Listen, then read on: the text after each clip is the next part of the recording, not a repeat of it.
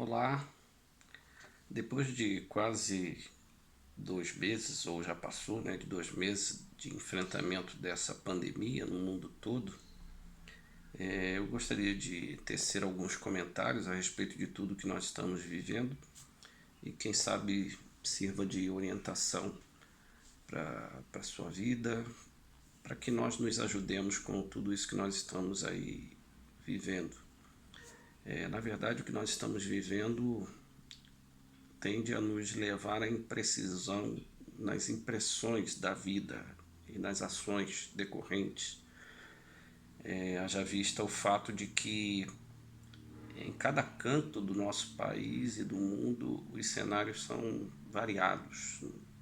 Quando a gente pensa nessa doença terrível que aflige e ameaça as pessoas e, consequentemente, as reações advindas desse cenário tão hostil e adverso e impreciso naquilo que a gente possa esperar, as reações também são diversas e em algumas vezes até inovadoras. As pessoas estão fazendo o que podem.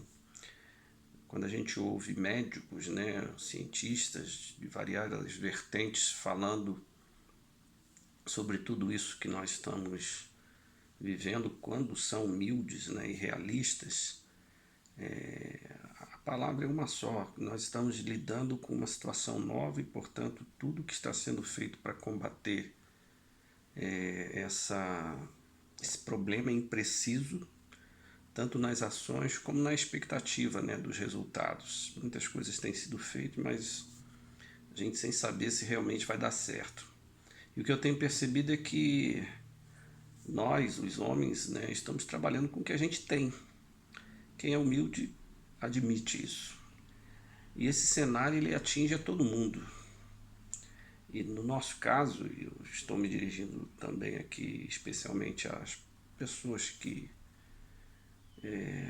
se identificam com as coisas de Deus, que são povo de Deus, os cristãos, evangélicos, e a liderança de uma forma geral de todo esse povo, né? Nós temos no meio de tudo isso ainda de aprender a lidar com as coisas de Deus nessa situação, como orientar as pessoas em termos, por exemplo, de culto, de vida cristã como um todo, que é um direito das pessoas que estão sendo lideradas ter essa orientação e nós, os líderes, buscarmos a melhor solução para tudo isso. Eu vejo que em cada lugar do nosso país a situação é diferente. E de acordo com a incidência, né, dos acometimentos dessa doença, cada um reage numa proporção. Eu vejo que cada líder também está procurando atender às necessidades dos crentes, de acordo com as orientações de cada governo local, e tudo isso tende a adotarmos modelos diferentes de atendimento nas questões espirituais também. É uma novidade para todo mundo e eu vejo que é um grande esforço da maioria para prover às igrejas, o povo de Deus, né, solucionar aí as suas questões, as suas dificuldades, atendendo às necessidades do povo. Mas com tudo isso a gente tem que tomar um cuidado, há um perigo. Além da doença, enquanto servos de Cristo, nós precisamos preservar a nossa identidade nele. E a variedade das ações que a pandemia força, né, essas reações tão diversas, pode comprometer essa identidade. Eu falo isso porque mesmo quando nós nos unimos, né, como povo de Deus em torno da palavra, não é incomum nós divergirmos e às vezes até nos dividirmos, quanto mais numa situação dessas tão inesperada e confusa. Por isso eu tenho orado e perseverado na oração para poder cumprir meu ministério nessas contingências atuais, esforçando-me para permanecer dentro desses parâmetros que a gente aprendeu no decorrer da vida, né? Parâmetros doutrinários e de costumes que são consagrados aí na história da igreja. Mas é algo que requer a atenção de qualquer um de nós que zelamos, né, por preservar, que estamos preocupados em agir, mas sem comprometer a nossa identidade em Cristo. Mas É claro, eu confesso que há momentos em que eu não sei bem nem como agir. Na dúvida eu oro, estudo um pouco mais a Bíblia, peço a ajuda das pessoas mais experientes. Quando as dúvidas persistem, eu fico quieto, aguardando uma resposta de Deus, se é que Ele vai se manifestar especificamente a respeito de tudo que nós estamos vivendo. Meu temor, ele vem do receio que eu tenho de dar vazão ao erro, né? E, e ao improviso nas coisas por conta das circunstâncias que vão nos apertando. É quando eu lembro, por exemplo, lá de Êxodo, capítulo 32.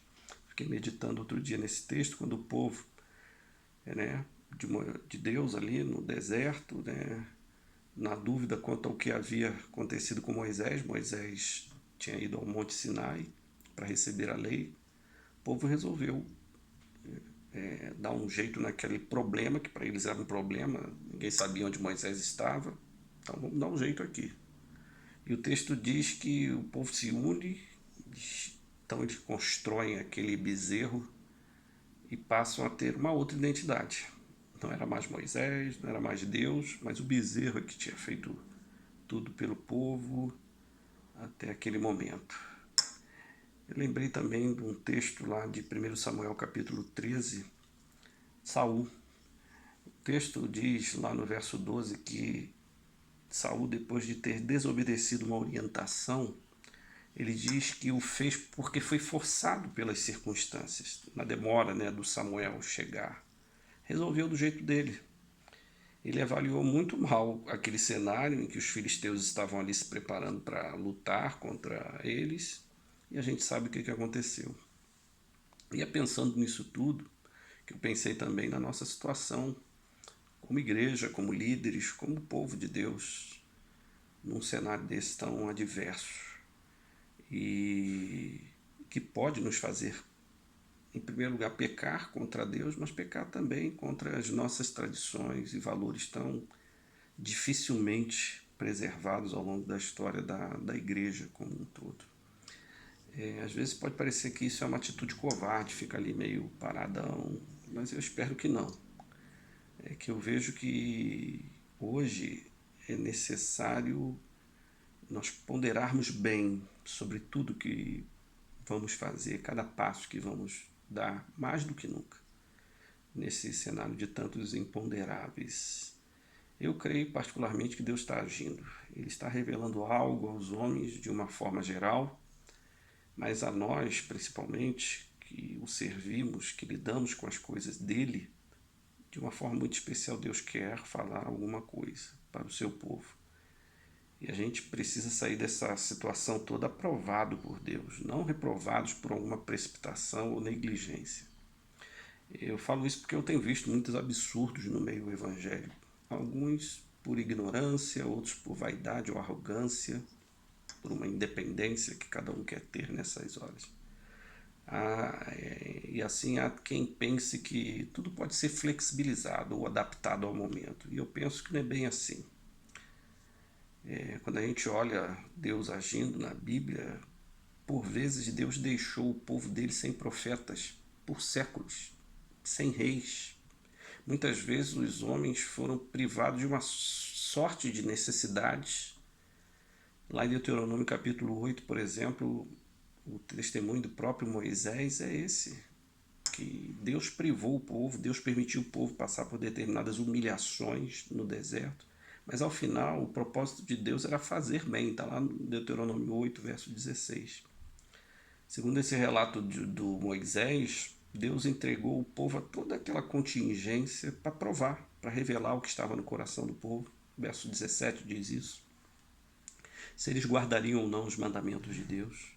Ele deixou o povo ter fome, deixou o povo sem saber das coisas, né? Diz lá, o maná que vocês não conheciam. E com que objetivo? Com o objetivo de fazer o povo entender que não só de pão vive o homem, mas da palavra que procede da boca de Deus. E esse capítulo, muito em particular, Deuteronômio 8, ele enfatiza a você usar a memória, a lembrar, a recordar, a não esquecer de Deus e dos seus mandamentos numa hora difícil, em qualquer circunstância. Então, a gente precisa dialogar mais, conversar mais sobre tudo o que está acontecendo. É uma conversa difícil, não é fácil. Parece que tudo que a gente tem que fazer agora é muito urgente, não é a gente parece que não tem tempo para pensar nas coisas, para ponderar, todo mundo agindo, cada um do seu jeito, uma grande confusão. E embora cada pessoa se ache, né, muitas vezes autônoma, mas como igreja nós não somos autônomos. Se você está unido a uma igreja, se você é corpo de Cristo, nós precisamos conversar. Conversar com a liderança, com aqueles que foram eleitos. A gente precisa pensar que nós estamos no mesmo barco. E nem sempre nós vamos ter respostas prontas, mas precisamos conversar, dialogar um com o outro, discutir o que fazer ou não fazer. E quem sabe até mesmo, se for o caso, ficar quieto até que tudo isso pare. Se for ira de Deus, uma manifestação da ira dele, não tem o que a gente fazer. Então nós precisamos conversar, dialogar, e se estivermos debaixo de um momento que Deus está apertando mesmo as nossas vidas, vamos estar juntos, vamos rasgar as nossas vestes juntos, vamos chorar juntos. O que não pode acontecer nesses momentos, a gente buscar atitudes independentes, cada um cuidar da sua vida. Nessas contingências atuais, andar sozinho é um erro, um grande erro. E a gente não pode errar num quadro tão difícil. Então vamos buscar ajuda, os mais experientes, pessoas que já viveram mais, passaram por alguma situação parecida ou não. Vamos ser humildes para isso, né? A gente tem que buscar conselhos, mesmo com aquelas pessoas que às vezes aparentemente não têm uma formação ou uma sabedoria dessas formais, mas pode ser que Deus as use para nos trazer alguma solução. O que não pode ocorrer é nós deixarmos que as circunstâncias nos forcem ao erro. Não podemos fazer qualquer coisa para ter uma resposta imediata, sem considerar que podemos errar. Nós estamos vivendo um momento que não nos dá licença para nós nos dispersarmos, como foi no tempo dos juízes, por exemplo, em que cada um fazia o que achava mais reto. Está lá, no último versículo desse livro da Bíblia diz isso. E a gente sabe que resultados foram colhidos por Israel naquele tempo. Então não é momento de dispersão, mas de unidade, como a igreja deve ser. Deus abençoe você.